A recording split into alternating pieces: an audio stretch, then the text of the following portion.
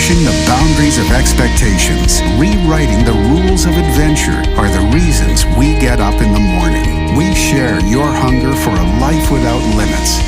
Hello, KBs, and welcome back for another time and occasion for celebration and encouragement, the place where you are championed. So glad to have all of you back with us again today. Hello, Miss Maggie. StephenCanyon.com is the website. Did you know that? Are you with us? Hello, Maggie. Are you there? Hello. Hi. There you are. Hi, Meg. Sorry, I'm just getting my headphones on, drinking my coffee. I'm here. I am present. I'm ready. I'm pretty jacked up about today's podcast. I don't know about you. Or is that the coffee? You know what? I just realized I emptied my cup before we started. Why? I don't know. Oh, you drank it? Yeah, it's Did you gone. seriously drink all of that? Yeah, it's gone. I haven't even started mine. We'll get a refill. I can reach it. Can I do this? It's right there. Okay. How's it going? How are you? I'm actually trying to figure out what it means that you can sit at the counter and reach the coffee pot. Well, I've got it plugged in here at the counter. You're a big guy. Here it is. You're stretchy. I like everything about today. What is it? It's Wednesday, isn't it? Is it? Hey, I want to do a concert. It is. Are you sure it's Wednesday? I got a new speaker for my keyboard and was playing last night, and I'm inspired. I want to do a concert, and I've noticed that there are a lot of concert shells and amphitheaters and places to play outdoors here. Yes. My new speaker, actually, this one, it's a Bose, and it has the capacity for operating off of the battery. It can be so cool. Not plugged in. So much more than a speaker. It's like a full PA system. Yeah, we could go out here to a street corner and put down my hat. And I have that new pickup for my violin. That's that true. I just got, which is so cool. I mean, can you imagine how much fun that would be just play out on the street? I'm ready, Steve. I'm ready just to go out and do this. You know, we're moving back into public spaces again. Everybody's out having fun. Let's just dive right back in. Well, will you make some calls to whoever operates the amphitheaters around here and see if we can go play this weekend? Let's just go. Let's just go down there and see who shows up. Well, there are already people there. That's the thing about playing outdoors. You know, you just go to a park where they're already throwing the frisbee. Do you remember when we went to that drum circle accidentally in Sedona, and some guy showed up with an electric guitar and an amp, and everyone got mad. I know, but I thought it was cool. And was it really by accident that we were there? Come on. I mean, does anything happen just by accident? It was the fate of the supermoon. One of my favorite things ever was being at that drum circle. Several hundred people dancing in the moonlight. Beautiful women dressed in their costumes dancing and the drums, and it was a supermoon. Have you ever seen the moon rise like that? I had never seen that before. Not like that. A moon rise. No. I mean, of course, I've seen it rise, but not over the plateaus and over the desert of Sedona. Not like that. To that size. It's pretty special. I'm still vibrating from the experience. What's it been? 2 years now. It was one of the supermoons. That's a good vibration that lasts that long. The only thing missing was you belly dancing. I'm ready. I've been practicing. I've got my coin scarf jingling. I'm ready to go. That's a real gift. You have a gift for that. Oh, you're sweet. Thank you. It's so cool. It's so fun, you know, and I mean, I do the gym thing, I do the running thing, but nothing will get you in shape faster than belly dancing. It is so intense. Why can't guys belly dance? You can. I don't think so. I saw you. I don't think we can You move think like I that. didn't see you, but I saw you. I think it'd be a lot more enjoyable to work out if we could do something like that. Maybe. It would be. Just let it fly. Yeah. I mean, know. if that's not the epitome of embracing your weird little self, I don't know what is. It'd be kind of sad for anybody. I got to get that visual out of my mind right now. This is interesting, Steve, because you are always telling us to just do whatever we feel like doing, do whatever we want to do. That's a tall order. I mean, that's everything but guys belly dancing. No. You know what? That is your weird. If that's what you want to do, have at it. That's I feel like that's like the ultimate test. You want to see if you care what people think? I wonder if the cha-cha would get me in shape. Maybe that would work. How fast are you doing it? Or maybe a swing. How fast is this cha-cha? I don't know. Now, I have maybe to say, not. you really showed me, when you taught me to waltz when we were living in Scotland, how long ago was that? 6 months ago? Yeah, but that's a workout, isn't it? Well, that's what I was going to say. I mean, I was impressed. It was to hold that frame and that form and to move like you were teaching me, it was very difficult. I think just sitting on a stool and trying to act all formal will get you into shape. Just sitting up straight. Sitting up straight would do something to your abs, right? I think so. Just try. As we both Put on some music and practice sitting up straight. Yeah, as we both see what that does correct our for posture here. I want to talk today about something that I want to continue the conversation from this morning. I forgot we were doing a podcast. And right. and we were talking about how powerful it is, and really this is where the authority and the dominion of our creative abilities come into play, and that's in the moment. It's in the moment that we're occupying. In the moment. And I said this to someone recently that was just terrible about procrastinating all of these dreams and all of these things that he continually talked about wanting to do. And he's been talking about it for years now, as long as I've known him. And he's excited about what he's going to do one day. And especially now that he's retired, this is what I'm going to do. And I said, you know something? You need to perhaps just start living as though today's your last day. And go ahead and start following through on some of these things. All he does is call his lawyer, Right. He gets out the will and starts writing. That's not what I mean by that. Not what I meant. Not at all. Because, and it actually goes further than that. If you want to begin experiencing and enjoying your best life, learn to live as though it's your last moment here in the natural. And because the moment that we are occupying, it really is our only moment. We don't have lots of moments. You're not going to be experiencing a different moment tomorrow than the moment that you're presently in. Wow. Well, and this is interesting too, because I feel like, personally, this is how I feel. Many times when I'm working on kinetic belief, I'm journaling, a lot of it feels like preparation for a future time. And that's definitely a trap that we can fall into. And so I can already feel how this is going to be so helpful, because making sure we're actually implementing in real time in the present moment is going to be, well, it's, if you're not doing that, you're not technically doing anything. It's just always tomorrow. That's so true. And the person that is living this life successfully is continually gardening the moment. Yeah. Taking care of tending to the garden of the moment. Tending today. And this is where we get into some of the things that we continually talk about here, and that's conscious manifestation and manifesting from a place of being present-minded. Awareness through identifying with your higher essence of being happens in this moment. And now, think about it. This really takes the pressure off, doesn't it? Because most people try to tend to the garden of their moments that they are anticipating later today or perhaps tomorrow, or they're reflecting on what they believe to be were moments from yesterday. None of that actually exists. Those are all constructs of the mind. And the only thing that really ever exists is the moment that you're occupying right now. So it's possible it's possible to quicken the awakening process, and that's what's happening all over the world. And a lot of people say, "Well, how can I make this thing happen faster in my life?" And I'll hear, "Stephen, I want to transcend the ego state of being that you're talking about all the time. And I want to speed this process up. How do I do that?" Well, it's possible to quicken your awakening by transcending the ego-based state of consciousness and doing this on purpose.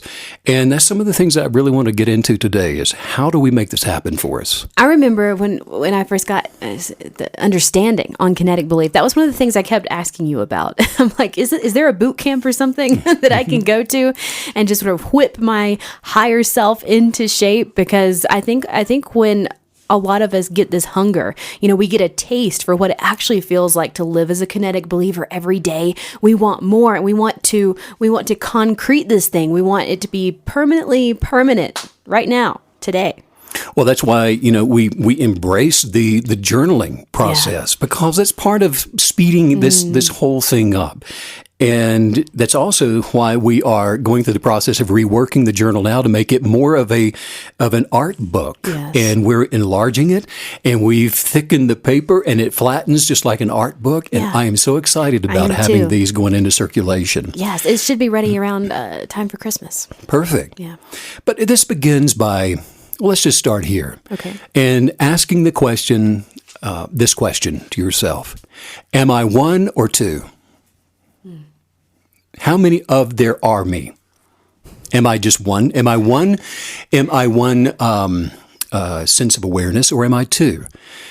And let me help you answer that question. because you can answer it this way. When you say perhaps to yourself, I get so upset with me, who's getting upset with you? Well, I said, I'm getting upset with me. Well, the I and the me that you are pointing to two different entities there, aren't you? Or when you say, I am so happy with what I've done, who's happy with what you've done? There's two parts of you. Or I just wish I would not procrastinate so much.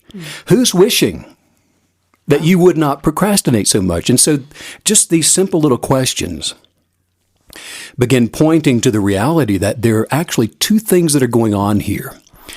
And so when we recognize that there is a higher sense of being, which is the original source of the creation of you, that you come into the natural with before you were ever redefined by the lower estimations or the condemnations or the judgments of anybody, including yourself, that entity that knows no fault, that is made perfect and will continue to move the body, soul, and mind toward perfected completion beyond the natural state of being, which is your human consciousness. That is the ego state of being that's receiving the condemnation, that's identifying with mental and thought constructs that say, here's the narrative, here's the story that you're telling yourself, this is the lower being, and it's always trying to keep itself propped up to be meaningful in some sort of way. But those are the two identities that I think we want to isolate here to begin to understand what we're talking about when we get into this mindful practice of being a kinetic believer, so that we can awaken to the present moment of awareness. And because it's this awareness that provides the consistent transformation leverage. When you know what you're doing and why you're doing it, by affirming your kinetic belief, you are applying growth to your experiential knowledge. So as you're describing these conversations that really the higher self, the higher consciousness is having with the ego, is that something that we're going to work on eliminating, or is it actually something we just need to change the how and how we're going about that? Well, you can't eliminate the duplicity nature of this natural experience, because this is the back and forth, the volley that we're called to experience for another purpose and a higher reason. But what we do is, by becoming aware, we're able to transcend the lower state of being, awaken, and become and take that enlightenment that comes from the counsel of wisdom, the consciousness of God, the oneness with creation, and experience that while we're here in the land of the living. When it comes to the ego, is that something that we can cause to atrophy? Can we change the nature of the ego into something different or better? Or is it just something that we are needing to manage? Oh, it's absolutely a requirement to manage it, because, again, we're living in a world that is operating, by and large, going in the other direction from the higher essence of being. And it's following after the suits of identifying with the future, with the past, in the constructive elements of the linear time pursuit, which is then benchmarked from failure and success and change and worrying and hurrying and trying to keep up with a sense of reality that's not factual, that doesn't even exist except for in the mind. Wow. And so it's essential to begin this process, because when we do this on purpose, some changes that will look negative on the surface will have to be dealt with. And this is really, and we hear this all the time, Meg, and really specifically with people that are right at the beginning of their kinetic belief journey. You got to do some difficult things. Things that you have become accustomed to and familiar with and pacified by however long you've been living, and unless you go back to maybe the age of 2 or 3. But since then, the amount of habitual patterns of existence that have been created and that you become accustomed to, there's some habits that have to be broken. And so some changes that you're going to go through look negative on the surface, but then you're going to soon realize that the space that you're creating in your life for something new to emerge, for something new to manifest, it's absolutely imperative that you do the difficult thing and begin saying no to some things and cutting some other things loose from your life. I love that you just said the space you're creating, as if we are sort of nesting in our preparation for something to manifest. I think that's such a beautiful visual, as if we're preparing, the room for the new baby. It's kind of sweet. Well, really, we are. You're nesting, aren't you? You're creating some space, and you got to get busy to do that. It doesn't just, you can't sit there and just wishful thinking, clear out the space and to make room for the new thing to show up. And you're right. At the very beginning, it can be quite a difficult and even painful process, because you are having to make decisions, hard decisions, let go of certain things, eliminate certain things from your life, things that maybe, like you said, you've been holding on to for decades. Well, let's work on the moment, right? Because any of us can tackle the moment. It becomes complicated and worrisome when we think we've got to take care of future moments. Wow. But the present moment is all that any of us have. So how far can your moment travel in a day? How many things can you bring into your moment just in this one day? By making the moment the primary focus of your life, you reveal what the re-emergence of perhaps what we call the Renaissance person that dwells within. We were talking about this the other day, and what is a Renaissance man or a Renaissance woman? This is somebody that's accomplishing, apparently, or seemingly, so much in their life. It's not jousting and turkey legs, necessarily. It can be. It can be. Especially the turkey leg part, right? If you go to the festival, but this is a little different. But a Renaissance man is somebody that can, was there a commercial on, and the guy was like, he was the Renaissance guy, and he had all the women, and he had the beer, or what was the guy? He was silver-haired, and he was the guy. Was a Renaissance man, and he was on the North Pole, or he was surfing. The beer commercial? Was that what it was? The guy that was always... like, I don't always drink beer, but when I do. Yeah. Renaissance. And he was always in. I love that almost every commercial they were, catching the tail end of his joke with the whole room erupting into laughter, Yeah, he could do everything. He was doing it all. Yes. The Renaissance guy. But there is a version of this, of living your best life, that happens when you begin to live in the moment. And you're occupying this space, this moment. That's all there is.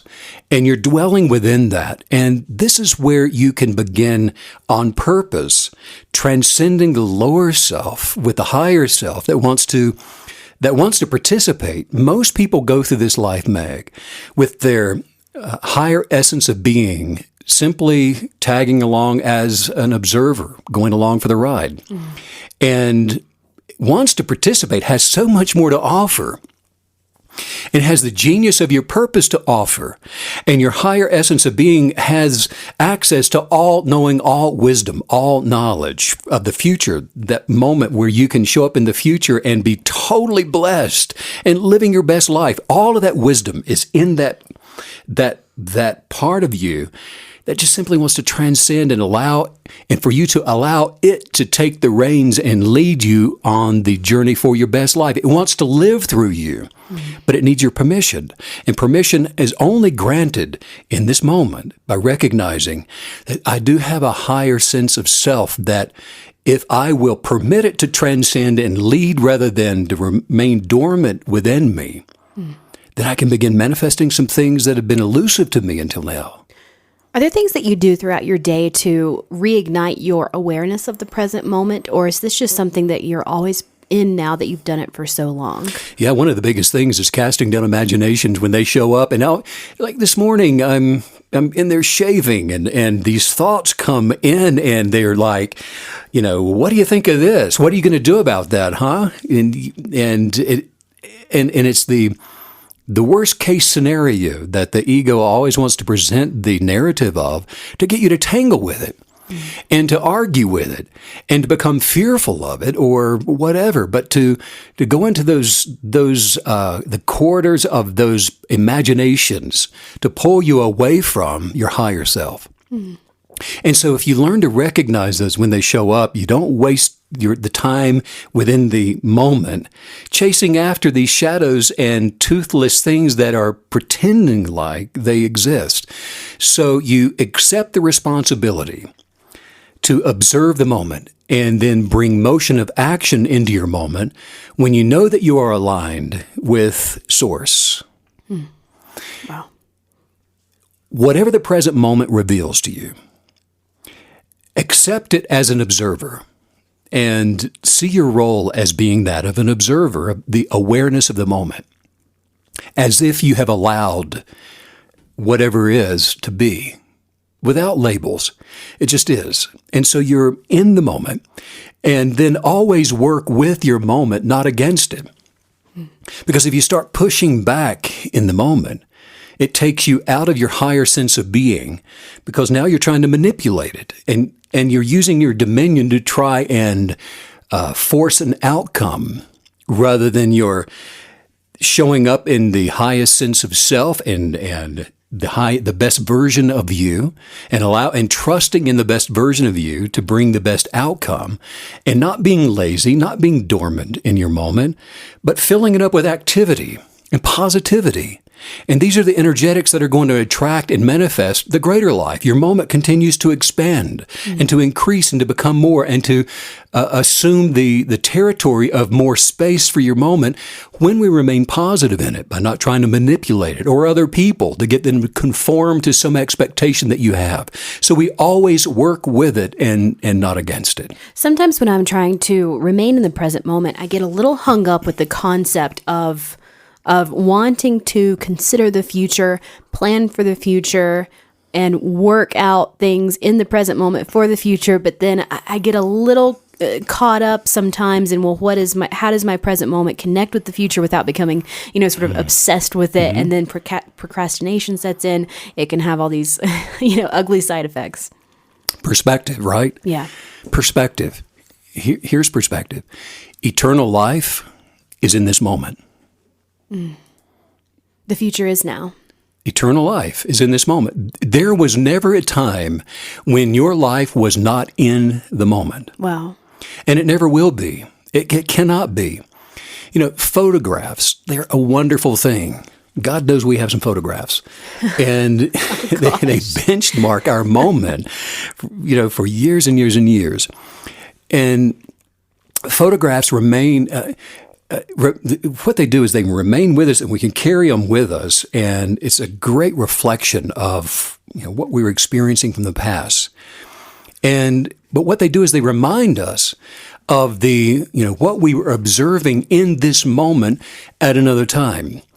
But nothing ever happened in the past. Nothing. It happened in your moment. Wow. This moment is when something happened photographically at another point in time, but there's no such thing as a past. Nothing will ever happen in the future. It will only happen within your moment.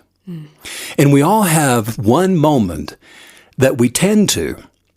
And then what you do with it, you see, that's up to you. And that's where the power and authority and the dominion for the kinetic believer comes into play, is what you are doing mindfully and on purpose with your moment.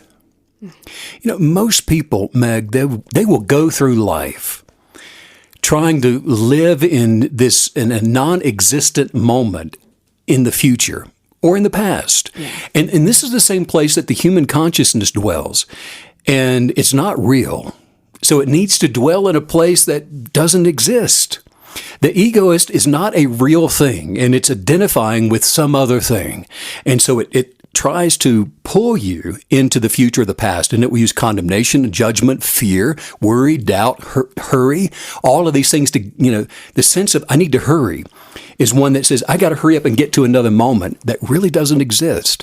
And that is the egoist sense of self trying to prod you along to keep you distracted so that it can continue to breathe life into that other I that the me is actually disappointed with. Seems like gratitude is going to play such a huge role in this, because I know for myself, when I'm participating in active gratitude, it's always tethering me to the present moment. It's always making me hyper aware of the things that I have now, that I have manifested, that I've achieved now, the deliciousness of life in the now, because we've talked before about the danger of being plateau minded. I'll be happy when, I'll feel better when, I won't be stressed out when I have this amount of income. And that is, man, that's dangerous. You can wish away your life. Gratitude that's not conditional is the key that unlocks the higher self, and to make certain that you're not operating in your lower self. Right. The consciousness that you choose at this moment, and that's what we're talking about, is what is shaping your moment when it arrives in the future. And it also defines the past, which of course can only be experienced in this moment. You can either have regrets and bitterness and anger toward the things that you were imagining about your past, or you can envelop your moment with the gratitude of thoughts from the past and counting it all good and counting the future all good in this moment as you carry this through this existence, manifesting and increasing your territory and space by remaining full of gratitude for all things working together for your good. So does our higher self only exist in the present moment? It doesn't exist outside of that. Is that accurate? That is accurate. That's correct. Your higher self is your eternal being, and it is now. And if we any sense of when this happens, then I will be happy. The I that will be happy is the egoist state of being that you're saying that it's conditional happiness based on another time. And so this does not exist. The thought concept and the constructs of it are nothing more than shadows, and it's a distraction from your higher self. And this is the thing that keeps most people from transcending toward enlightenment. Look, to be free of time, Meg, is to be free of procrastination. It's to be free of worry. It's to be totally free of hurry. It's free of the ego's past and the future identity, which is a requirement for the human consciousness to be validated, to be measured by the number of trophies that you can accumulate somewhere along the way. Lose the trophies and you lose your sense of value. I'm not a procrastinator. I just don't adhere to the concept of time. There you go. Sure. So what do? You keep yourself busy in your moment, right? Yes. And if you can look at your moment, the space that you've created for this moment, and there's nothing you're putting your hands to, maybe you're missing out on being that Renaissance person that you could be. There's so much more that your Creator wants to express through you if you'll keep your hands busy in the moment. Everything you put your hands to then becomes, you're manifesting the better, the higher self through what you're putting your hands to, through gratitude and imagining the best and desiring the best and being grateful for the best and putting your action toward that and speaking the best. Because, look, unease, anxiety, tension, stress, worry, all forms of fear are caused by too much future tense and not enough present tense. So what you just said, it really triggered what feels like maybe a pretty intense question here. So I want to phrase it well. You and I spoke recently about how many times when people are having trouble making the shift into kinetic belief in a permanent, committed way, it can be that they are fearful of the higher self, because the ego is our story. It's everything that we know about ourselves or that we identify with through our life thus far. And to move into the higher self, we have to eliminate that. We have to get rid of that to discover the nuisance of self. And so if we find ourselves not wanting to participate in the present moment, not wanting to even have a moment of presence, but we're always pushing ourselves into stress, into the future, does that mean that we are avoiding our higher self? In a way, and that's a great question, because being fearful of your higher self is not authentic. You're actually fearful of your lower self. The constructs of fear can only exist in the egoist state of being, the egoist mind. It's like a child saying, I don't want to go to the amusement park. their idea of the amusement park is what they're fearful of. It's not the amusement park. It's not them actually being there. Once they get there, they're having a great time and they're enjoying their higher sense of being. Who knew? But it was the expression, it was the thought forms, that the narrative, the story that you're telling yourself about this other place that you could exist in, that the constructs of guilt, regret, resentment, grievances, sadness, bitterness, fear, all forms of unforgiveness caused by too much past and not enough present tense, embracing willfully your higher sense of being. You know, you told me one time about someone you knew that they were in pretty serious car accidents, 3 of them within like a month and a half, something really crazy. And through conversation, it sort of came through that they were so hyper distracted, almost as if they were running and racing away from thoughts of self, from thoughts of the higher self. And it's almost as if that's what was causing that. Do you remember that? Yeah, and again, I would say rather than running away from thoughts of higher self, they're running to the stories of the lower self. They're identifying with their past, and they are in a hurry to get to somewhere in the future, totally unaware of their higher essence of being. Not even aware of this other space. Their total identification is with their lower state of being. It's with comparisons. It's with judgments.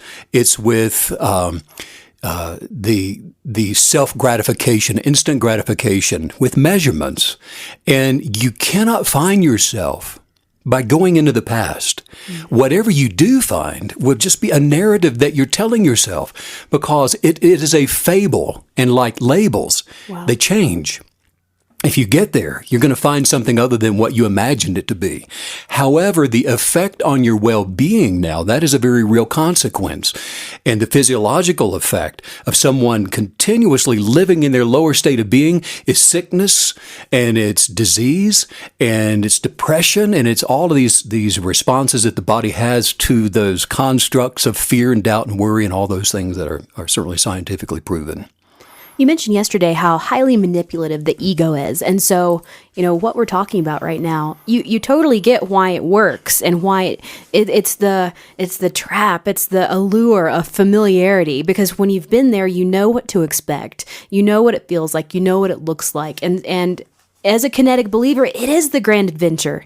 You are always moving off into the unknown. Every day is moving into, it's the exciting, positive unknown, but it is vastly different than maybe the way that we've been living before we became a kinetic believer.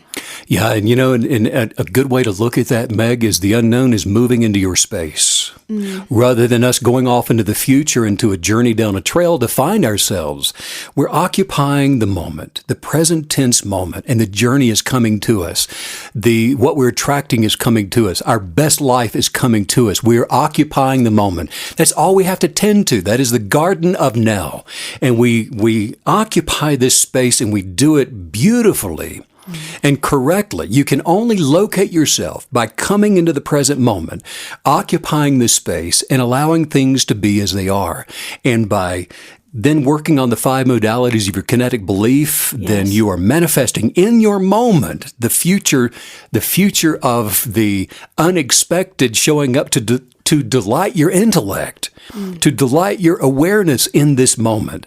So you and I might prepare to go on a hike tomorrow, taking our present moment with us and allowing our space to move through the hike tomorrow, which we're putting the pressure on our present moment to remain full of happiness and joy and peace and prosperity and abundance and perfected health and prosperity and all of those things. And we can take that moment that's our garden that we're tending, is happiness and joy. And we're doing it through edifying and celebrating ourselves, unconditionally loving each other, and all that would come into this space that we're occupying, and not allowing someone who's not going to edify and encourage and champion and celebrate you to have access to your space that you're occupying. Because the present moment is the garden we're tending. The universe will supply us with whatever experience is most helpful for the evolution of our higher consciousness. That is the way of the universe expanding. That is the bias of the Creator. But to willfully transcend the egoist state of consciousness, you meditate to cast down past and future imaginations, bringing into captivity every single thought of higher consciousness, of the best life imagined, into this present moment. It is your present moment that you construct the five modalities of kinetic belief. I can feel my higher self right now really wanting to have and gain right now a depth of understanding about really the DNA, the schematics, if you will, of the present moment. Is the power of the universe, the 50% that the universe is bringing to us, is that only available in the present moment? Are we bringing the power to the present moment? How is the power structure? Is that a good way to say it? How is that working within the present moment? By casting down negative imaginations and casting down the lower self and saying, no, you don't. I see you. I'm laughing at you. I'm not paying attention to you. Get out. I'm taking you by the earlobe and I'm walking you out the door. No, you don't. I'm not having that conversation. That's not a conversation I can have in my higher self. Mm-hmm. I don't watch those things in this place of peace. I don't listen to that in this place of prosperity.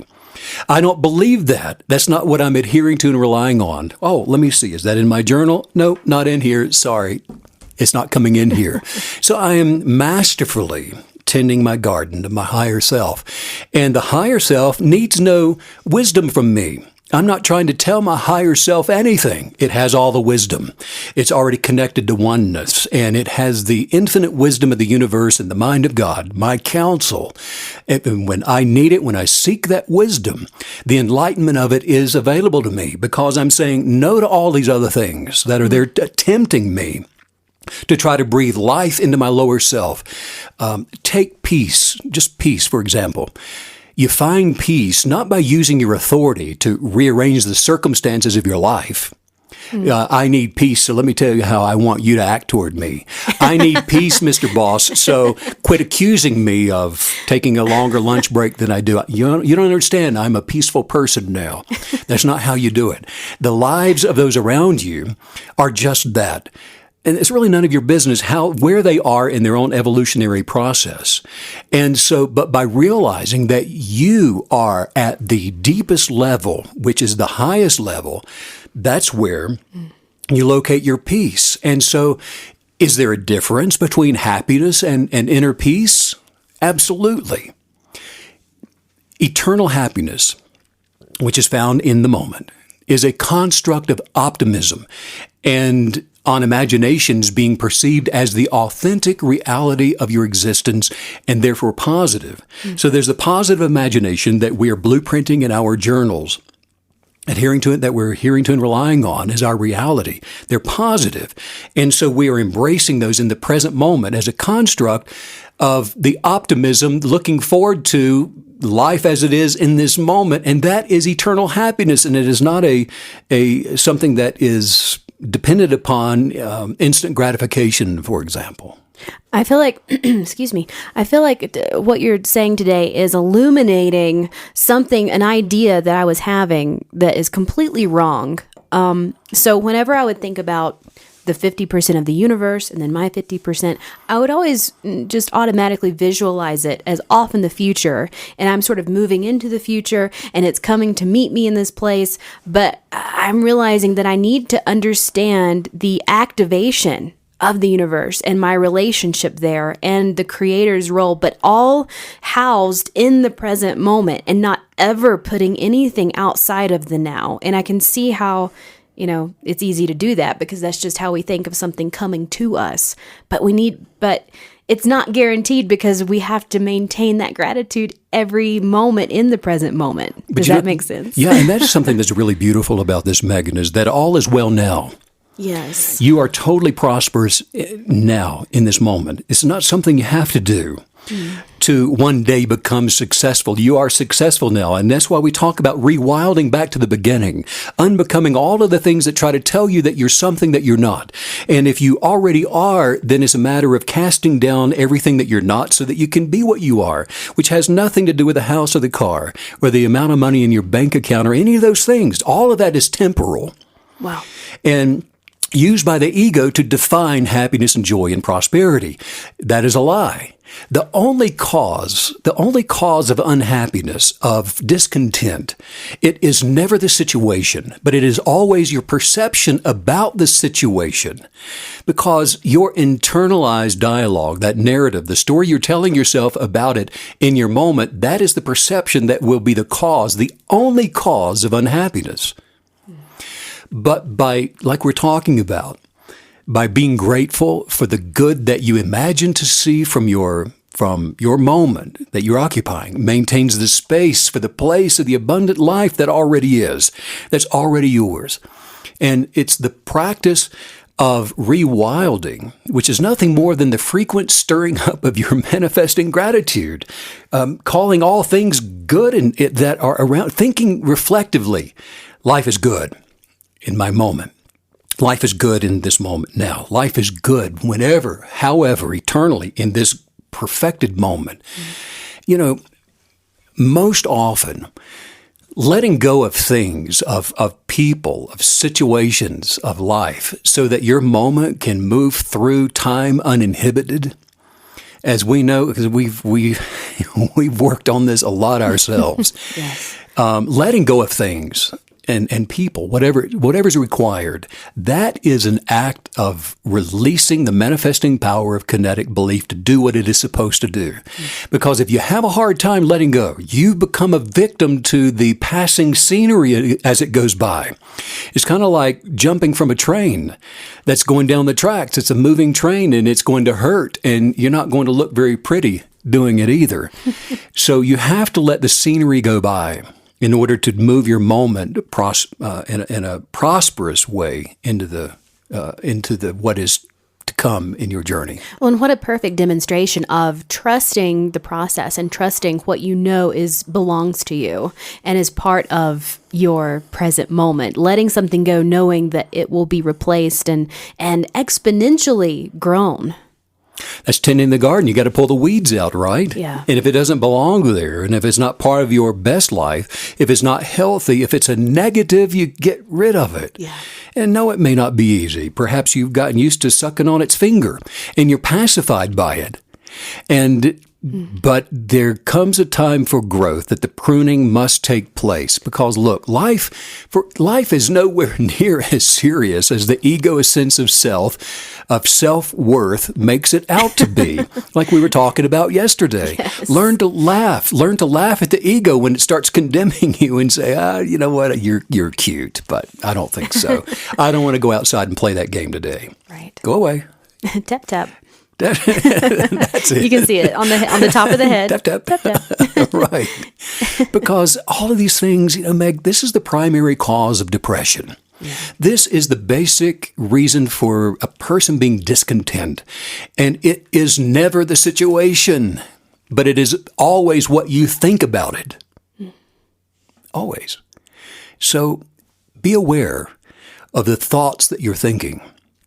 It is so easy to be taken captive by all the many thoughts that just come rifling through during the day. And they do. Speedy Gonzalez. Yes.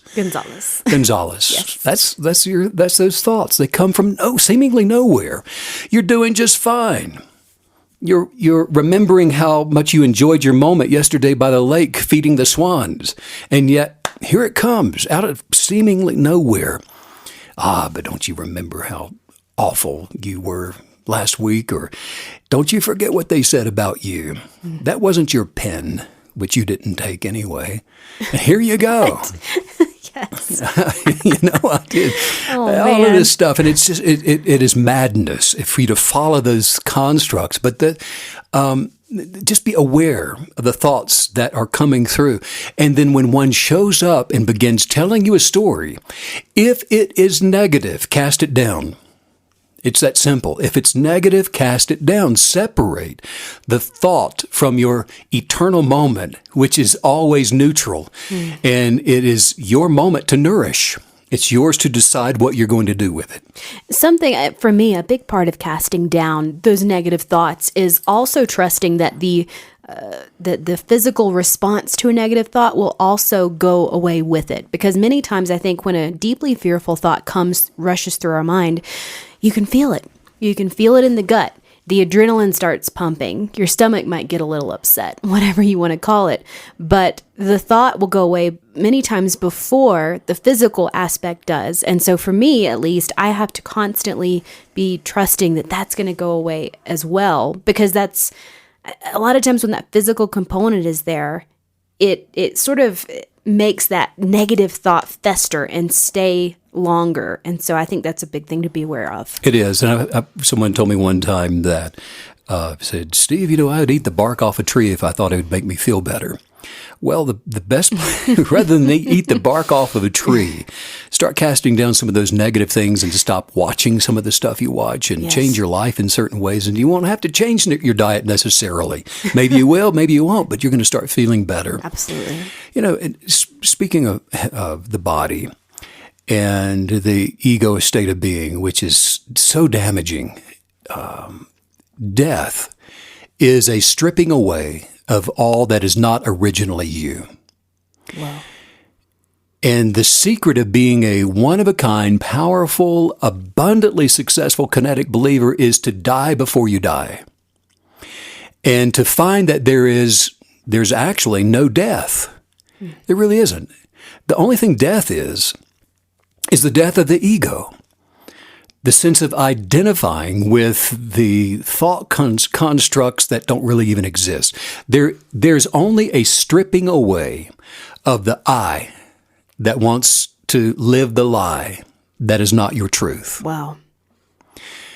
We are all spiritual beings, Meg, having a natural experience. That's all it is. So being spiritual has nothing to do with what you believe or don't believe. It has everything to do with your state of consciousness. And that is, after all, what the KB is doing. We are intentionally and on purpose transcending the lower state of being with enlightenment, with life, love, and freedom and liberty of being our weird selves. And if you're racing from one place to another, trying to keep up with your identity, chances are you're not very spiritual. However, if you travel with your moment, enjoying your observations from one place to another, not worried, not doubtful, not filled with fear, chances are you're enjoying the abundant life as your spiritual little weird self. You're manifesting your highest thought forms, and you're doing it by accepting what is and then gratefully putting action into your moment. Wow.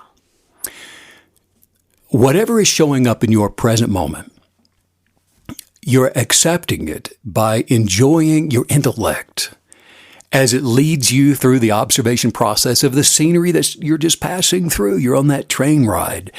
Always enjoy the ride. Work with it and not against it. It'll be health for your soul. Something, speaking of doing some concerts, and I love playing my piano last night, and I do want to do some new music with you, by the way. And some violin parts that I'm imagining you playing, and I'll teach those to you this weekend. Okay. And let's do that. Yeah. But all true artists, the writers, the athletes, scientists, inventors, musicians, whether they know it or not, align with higher consciousness to create from a place of oneness, from the universal mind of God.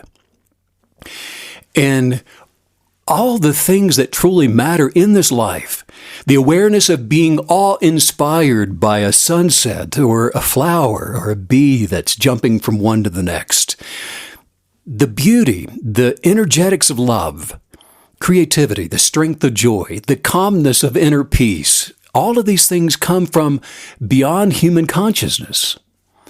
And none of the attributes that come from the higher essence of being, your oneness with love and joy and peace, none of these can manifest into your life until you have freed yourself from the dominance of the egoist reality, which is it is the thing that creates and causes ultimate failure in one's life. And it is the make-believe fairy tale of life. And regardless of the path that anyone takes, Bezos going into space and back, whoever you are on the planet right now, regardless of your path through the wonderland that you're creating, all roads in that arena lead to destruction. They're not real. The greater part of human suffering is so unnecessary. I mean, it is self-realized and it is self-created. And as long as the future and the past tense mind runs your life, that will create and generate the greatest part of your suffering in this life. All cravings, in fact, all addictions, every insatiable appetite, all of that, Meg, it's just merely the ego seeking to save itself, to lift itself up as a mimic for the joy of being, to pretend like, hey, this is where you can have it all. But it is not, that's not true, because it's not who you were originally created to be. That's the in-between stuff that will just pass away. Let's work on some highest viewpoints now and make that our reality. Now. Yeah, right now. Just say this. Say, I am grateful for the wonderful. I'm grateful for the wonderful. All of the manifested desires in my life. And all of the manifested desires in my life. I wake up each and every morning. I wake up each and every morning. Excited to experience my authentic self. Excited to experience my authentic self. I attract good things. I attract good things. With the positive things I say. With the positive things that I say. I attract positive circumstances. I attract positive circumstances. And positive people into my life. And positive people into my life. I believe in my higher genius. I believe in my higher genius. And I use my authority. And I use my authority. To advance my mind, body, and soul. To advance my mind, body, and soul. Toward perfected completion. Toward perfected completion.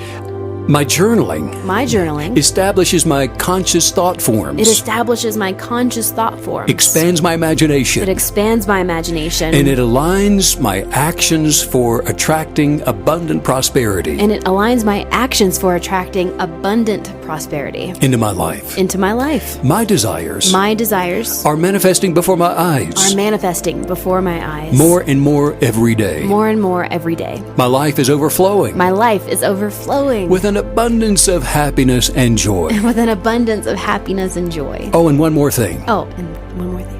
I am, therefore I am. I am, therefore I am. Wow, I know that I am so empowered and equipped to take this present moment, carry it with me through the rest of today and off everywhere I go.